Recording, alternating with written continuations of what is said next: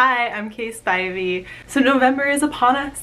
NaNoWriMo is upon us. I'm sure you're excited for Halloween, which is coming right up if you celebrate Halloween.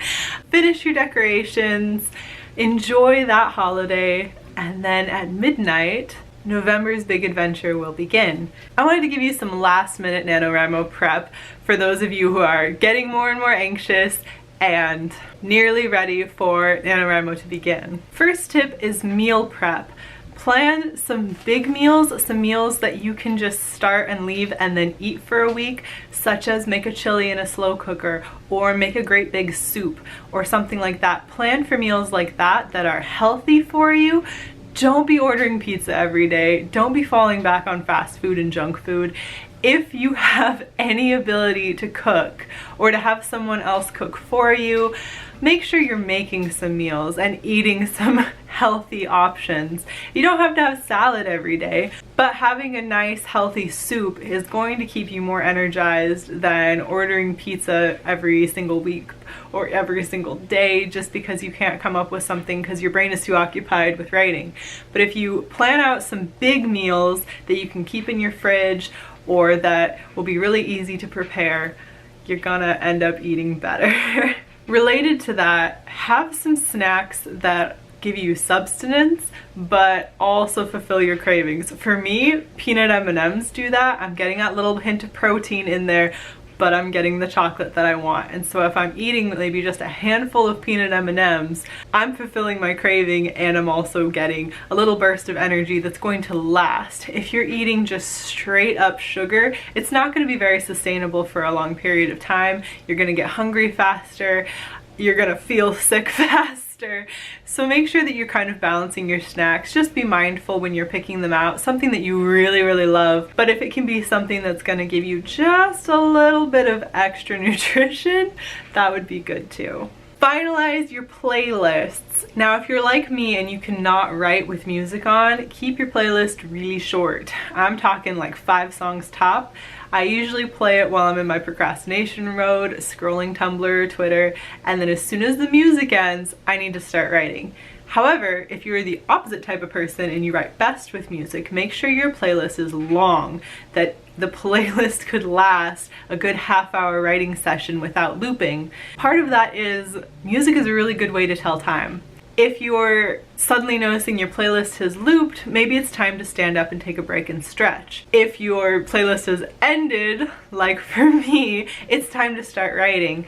You can kind of judge how long you've been writing or how long you've been procrastinating based upon that. So just be mindful of what your personal habits are. And if you need to try a couple things, maybe make a couple playlists, but do that this month.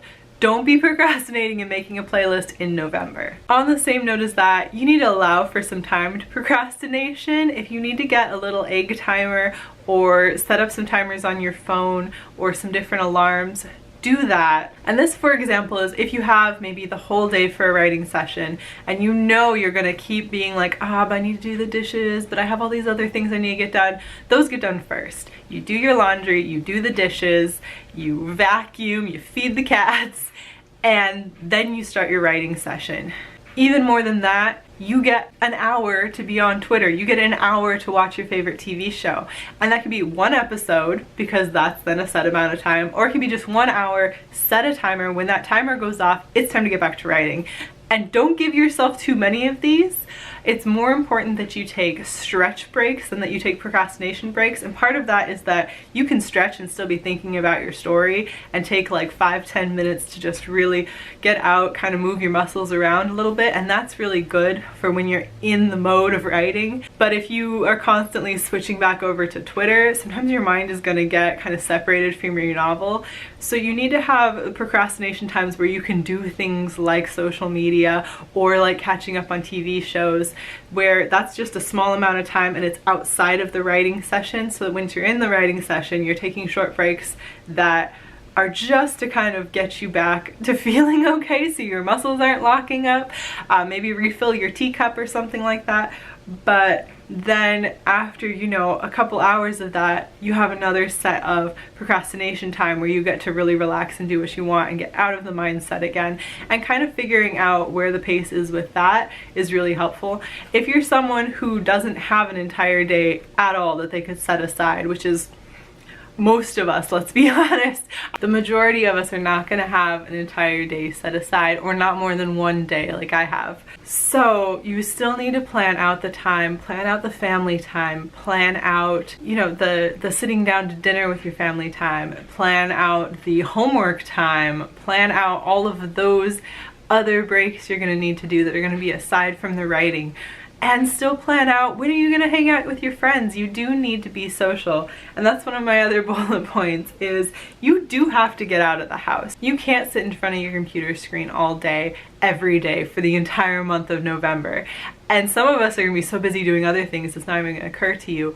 But you do need to interact with other people in just a hanging out situation. You do need to maybe go out to dinner with your spouse or your boyfriend or girlfriend at some point. And write-ins can count for this. Going out and socializing with other writers and kind of staying in the NaNoWriMo mindset. Write-ins are great for that. That still counts. You're still getting out of the house, new environment with new people. And it is important to keep yourself refreshed so you're not feeling like you're digging a deeper and deeper hole for yourself. So you feel like there are people on your side and there is a life outside of NaNoWriMo, and it's just important to keep up with that during the month. Another tip is stock up on the things that would derail your writing time if you ran out of. I'm talking about your favorite tea, I'm talking about toilet paper, anything that if you opened the cupboard and it was completely out, you would need to throw out the day and go out and do a shopping trip rather than sit right down and work on writing. Stock up on those things. You're gonna have a good idea of the things you can't do without. If it's coffee, buy an extra bag that's gonna last you for the end of the month. If it's a certain type of chip or cookie, buy an extra bag. If it's an essential item, if you maybe need some pads, like whatever you need to buy, make sure you have that thing so that one of those essential things is not going to run out during November, because that can derail an entire day. Sometimes it's really hard to get over the disappointment of this thing not being there for you and having to go out and get it, and then it's really hard to sit down and write. Whereas if you've got the essentials, you're gonna be able to sit down and write every time. Finalize your outline right now. The month is almost over. Whatever kind of planning you wanted to do, and in one of my other videos I recommended you definitely do some kind of planning. Even if it's not very big planning, even if it's just kind of brainstorming out, knowing the characters' names or whatever, make sure that that is done, that you feel comfortable with the level of planning that you've done. Get that all finalized right now. Don't do it on the last day. Don't do it an hour before NaNoWriMo starts. Finish it right away, so that you can then get yourself in the mindset and not have to keep worrying about the fact that you didn't get your planning done quite yet. Now's your chance, do that right away. Now is also the time that you need to finalize any other big projects that you've been working on and finish those up. If you had a major school project that's gonna come due in November, it's gotta get done now. You need to be on top of it and getting it done beforehand so you don't have to worry about it while you're trying to write.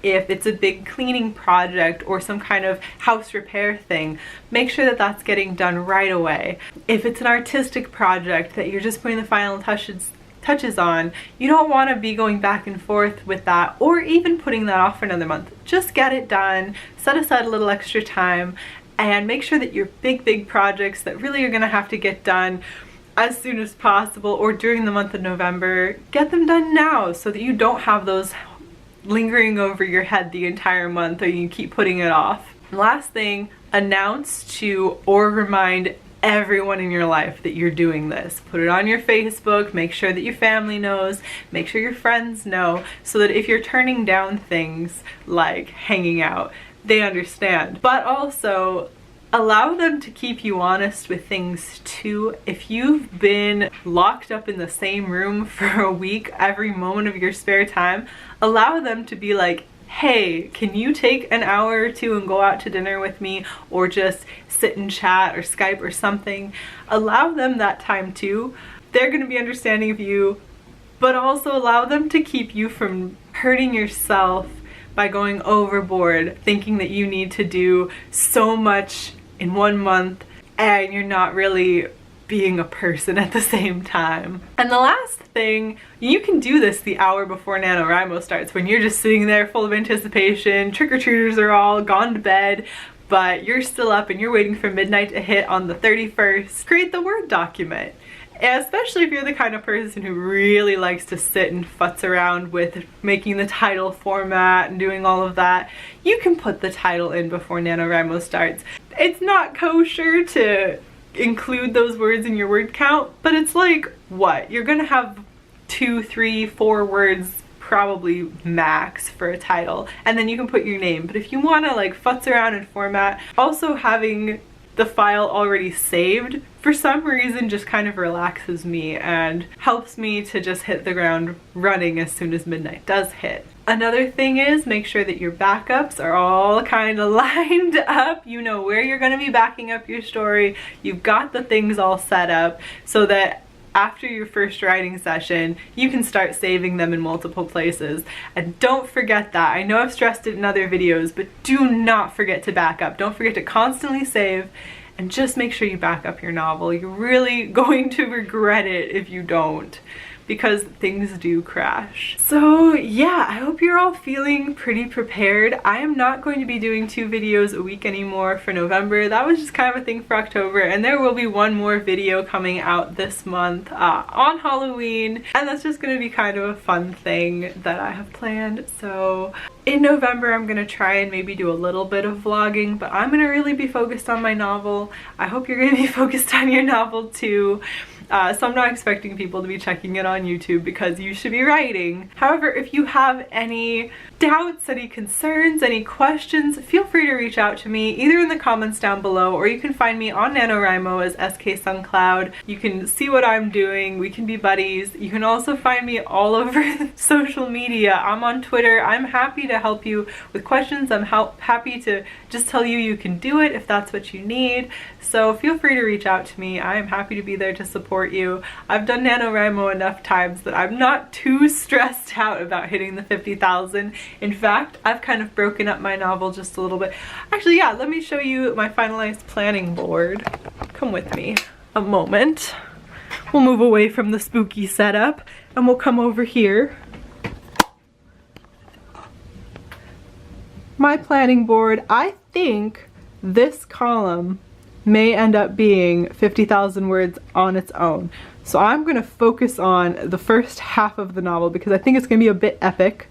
So I think the second half is probably going to be another 50,000 all on its own. This is my planning board. It is pretty much done now. I have also transferred this order into a YWriter document. I decided to go ahead and stick with YWriter because I'm comfortable with it. I have not used Scrivener, and I mean, Scrivener you gotta pay for, so for me that's just not gonna happen this year. We'll see. Maybe I'll use the 50% off from winning NaNoWriMo this year and give it a try next year. I know I said I was gonna do it this year, but probably not gonna happen. But anyway, I am all prepped. Happy Halloween and good luck starting November strong this year. I can't wait to see what you guys are all writing. Good luck. Bye.